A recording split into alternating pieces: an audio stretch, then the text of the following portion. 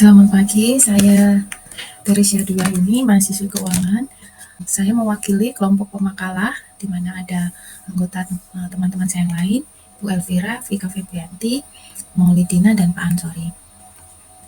Yang ingin saya presentasikan pada pagi hari ini adalah makalah yang berjudul Dari Inklusi Digital Menuju Ketahanan Kerja, Strategi Penguatan Human Capital Adaptif dan Berkelanjutan bagi Pekerja Informal Indonesia di Era Kecerdasan Artifisial. Masih digital bukan hanya tentang akses teknologi, tetapi tentang kemampuan manusia untuk memperoleh manfaat ekonomi secara berkelanjutan. Seperti yang kita tahu bahwa sekarang teknologi digital dan AI sudah sangat berkembang, di mana hal ini dapat mengubah cara masyarakat bekerja, berusaha, berkomunikasi, dan memperoleh penghasilan. Beberapa manfaat platform digital bisa digunakan untuk otomatisasi, analisis data, dan AI yang dapat membuka peluang ekonomi yang baru. Kemudian pekerja dapat memperluas pasar, mempercepat transaksi, dan meningkatkan efisiensi kerja. Namun, kelemahan dari teknologi saat ini bahwa manfaat teknologi belum dirasakan secara merata, sehingga pekerja dengan keterampilan terbatas lebih rentan tertinggal dalam perubahan dunia kerja. Hal ini menjadi sangat penting mengingat bahwa sebagian pekerja informal itu masih mendominasi dalam jumlah yang cukup besar dalam struktur ketenagakerjaan nasional. Dan mengapa ini penting? Karena jumlah yang besar ini menjadi penopang penghidupan masyarakat. Kemudian banyak pekerja informal memiliki akses terbatas terhadap pelatihan, perlindungan sosial, dan teknologi produktif. Sehingga diharapkan transformasi digital perlu menjadikan kelompok informal sebagai kelompok prioritas. Dan dapat dilihat data di sini bahwa kelompok pekerja informal itu memiliki persentase 57,8% dari keseluruhan penduduk yang bekerja. Di mana kelompok pekerja informal ini terdiri dari pelaku usaha mikro, pedagang kecil, pekerja jasa, pekerja lepas, pekerja kreatif, pengemudi daring, dan pekerja berbasis platform digital. Kita menuju ke permasalahan utama dan tujuan penelitian dari makalah kelompok kami. Masalah intinya adalah akses internet dan penggunaan aplikasi belum otomatis menghasilkan ketahanan kerja, di mana permasalahan utama terdiri dari kesenjangan konektivitas dan kualitas jaringan, keterbatasan keterampilan digital, dan literasi AI, keterjangkauan akses internet yang belum merata, yang sekarang kita rasakan di negara kita Indonesia. Kemudian sebagian besar masyarakat masih memiliki kekhawatiran terhadap keamanan data. Kemudian pemanfaatan platform pembelajaran daring masih rendah, ketergantungan pekerja pada platform digital dapat melemahkan posisi tawar. Tujuan dari makalah kami adalah menganalisis peluang dan tantangan digitalisasi serta AI bagi pekerja informal, menjelaskan hubungan inklusi digital, human capital, dan ketahanan kerja, mengidentifikasi dimensi human capital adaptif dan berkelanjutan, merumuskan strategi penguatan human capital pekerja informal itu sendiri. Kita mulai dengan kerangka konseptual penelitian dari makalah kami, di mana kita mulai dari inklusi digital menuju literasi digital, kemudian human capital, pemberdayaan ekonomi, dan terakhir ketahanan kerja. Inklusi digital itu meliputi akses internet, perangkat, konektivitas, dan ekosistem digital. Sedangkan literasi digital dan AI meliputi kemampuan menggunakan teknologi secara produktif, kritis, aman, dan etis. Human capital adaptif itu dimaksudkan adalah kemampuan belajar, berinovasi, berkolaborasi, dan menyesuaikan diri. Pemberdayaan ekonomi mencakup perluasan pasar, efisiensi usaha, inovasi layanan, dan peningkatan pendapatan. Sedangkan faktor ketahanan kerja itu terdiri dari kemampuan mempertahankan penghidupan, mengelola risiko, dan memperkuat posisi tawar. Metode penelitian menggunakan kajian literatur integratif dengan pendekatan kualitatif deskriptif. Kita menggunakan data utama dari penelitian ini adalah data pekerja informal Indonesia dimulai dari tahun 2020 sampai 2025 dari BPS atau Sakernas pada bulan Agustus. Kemudian Indeks Masyarakat Digital Indonesia atau IMDI tahun 2022 sampai 2025. Teknik analisis itu menggunakan analisis tematik terhadap isu akses digital, kapasitas manusia, pemberdayaan ekonomi, dan ketahanan kerja.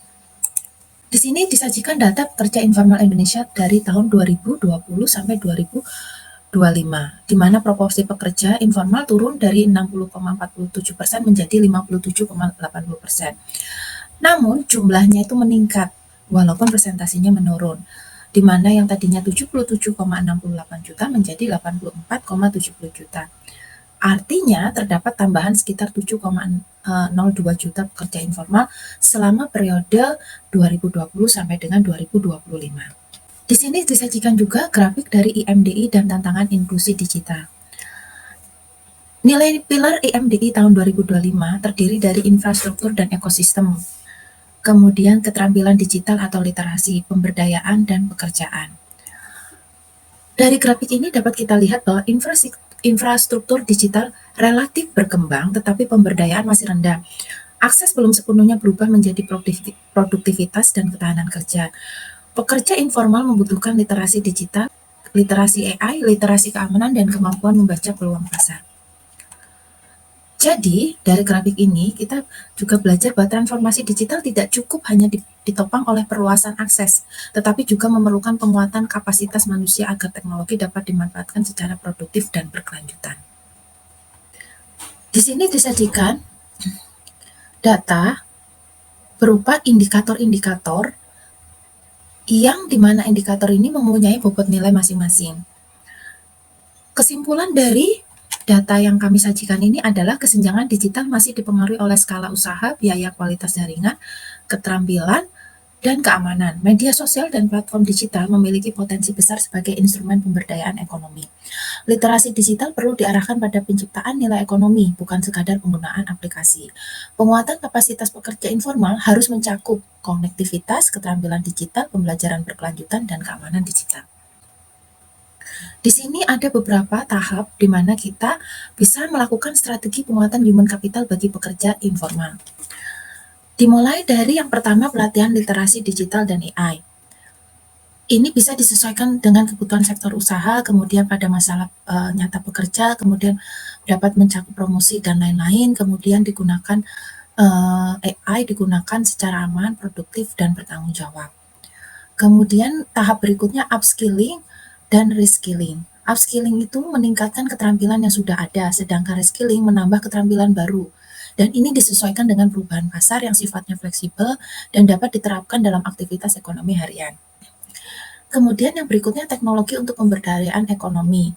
Itu diarahkan untuk manfaat ekonomi nyata, tidak hanya mengukur jumlah peserta atau aplikasi, tetapi juga fokus pada produktivitas, efisiensi pasar, dan pendapatan, dan membantu diversifikasi penghasilan dan pengelolaan risiko, serta berguna untuk mendukung keberlanjutan usaha. Yang berikutnya, strategi berikutnya kemandirian dari ketergantungan platform.